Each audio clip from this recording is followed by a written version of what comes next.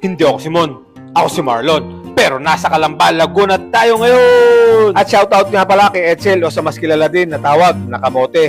Kaya't mag-pickleball ka hanggat gusto mo! Kaya tara, samahan niyo akong pumasyal dito sa Castillo sa Bukal. Ito nga pala ang isa sa magandang pasyalan dito sa probinsya ng Laguna na matatagpuan lamang dito sa Bayview Hills, Barangay Bukal, Calamba City, Laguna. At nandyan nga din pala ang Sky Castle Cafe. 50 pesos nga pala ang entrance fee dito sa Castillo na nagbubukas mula 9 AM hanggang 9 PM ng gabi. At ang Sky Castle naman ay 1 PM hanggang 9 PM. At syempre, nakapasok na nga tayo dito sa loob at kita nyo naman kung gaano kaganda. At dumiretso na nga tayo dito sa second floor. Titingnan natin kung ano ang meron dito. At ito agad ang bubungad sa'yo, ang magandang upuan. May maganda ding chandelier at ang mga painting sa gilid. At meron agad tayong nakita na isang kwarto dito. Tingnan natin kung ano meron.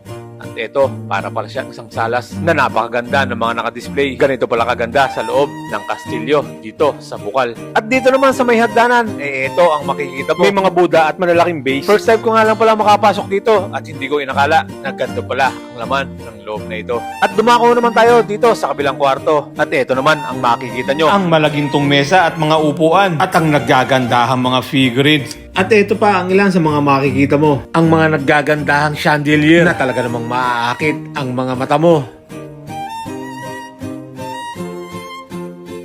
At meron din diyang malaking salamin at may makikita kang magandang lalaki tulad nito. Aray ko. At lumabas naman tayo dito sa second floor at ito nga pala ang matatanaw mo dito. Walang iba kundi ang pinagmamalaki ng Laguna, ang Laguna Lake. Grabe, napakalawak talaga nito. Medyo mababa pa pwesto natin dyan, pero kitang-kita mo na ang Laguna Lake kung gaano kalawak. At syempre, aakyat na nga pala ulit tayo. Dito tayo dadaan sa spiral na hagdanan nila. Tingnan natin kung ano naman ang meron dito. Medyo marami nga pala akong nakasabay na nagre-register kanina sa baba. Kaya tingnan din natin dito kung marami nang nauna sa akin. At konting kembot na lang ay makakarating na ako. Eto, hilong-hilo na.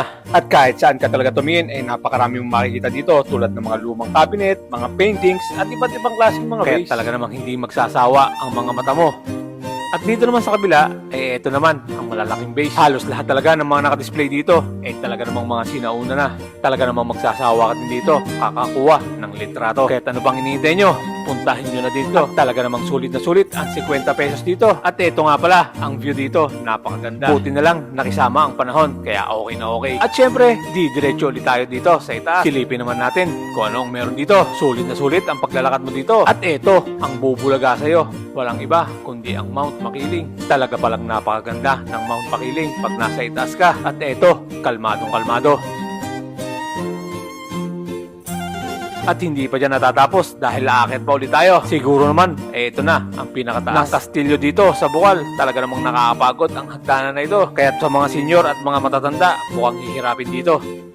At ito, meron kang pwedeng pagtambayan. At ito nga pala, ang napakagandang view pag nasa taas ka na. Tanaw mo na talaga dito ang Laguna Lake.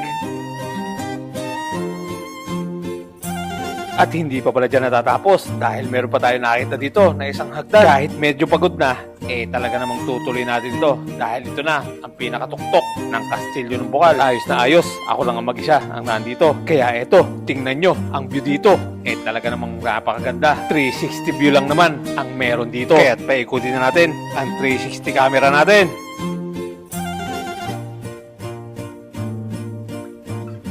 Grabe, talaga namang napakaganda ang pinakatuktok nito. At dahil nagutom na tayo, syempre, didiretso na tayo sa Sky Cafe nila. At dumiretso na nga ako sa loob para maka-order na tayo. At nandito nga pala ang menu nila. Napakarami mong pagpipilian.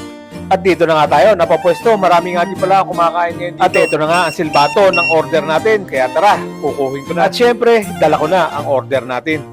Ang Choco Java Chips, syempre, nilakihan ko na. Hawak mo pa lang, talaga namang nakakatakam na. Lalo na itong Nachos Overload. Sobrang dami pala ng serving na ito. Kasyang-kasya sa 2 hanggang 3 katao. At syempre, titumusan na natin ito. Grabe, napakasarap. Talaga namang tanggal ang pagod mo pag nakainom ka na nito. At isunod naman natin ang Nachos Overload. Tingnan nyo naman kung gaano kalaki. Mukhang hindi ko ito mauubos ngayon. At hindi pa dyan nagtatapos, dito na tayo dadaan sa kabilang hagdanan. At may naabutan tayo, nagpipicture-picture, kaya napatigil muna tayo. At ito nga pala ang ilan sa magagandang spot dito para sa mga picture. Kaya ihanda mo na ang camera ng cellphone mo. At sa palagay ko na may magsasawa ka, kakapicture dito. At doon nga pala tayo nang galing sa itaas. At ito pa ang isang magandang spot dito sa baba. Kaya ano pang iniintay nyo? Magpunta na rin kayo dito. At aantayin nila kayo. At bago tayo umuwi, eto, ang dami pang nagdaratingan. Kaya't hanggang dito na lang muna. Maraming salamat at nasayang ko na naman ang 5 minuto ng buhay nyo. Palike, comment at share na rin ng video na ito para mapanood ng iba. Adios!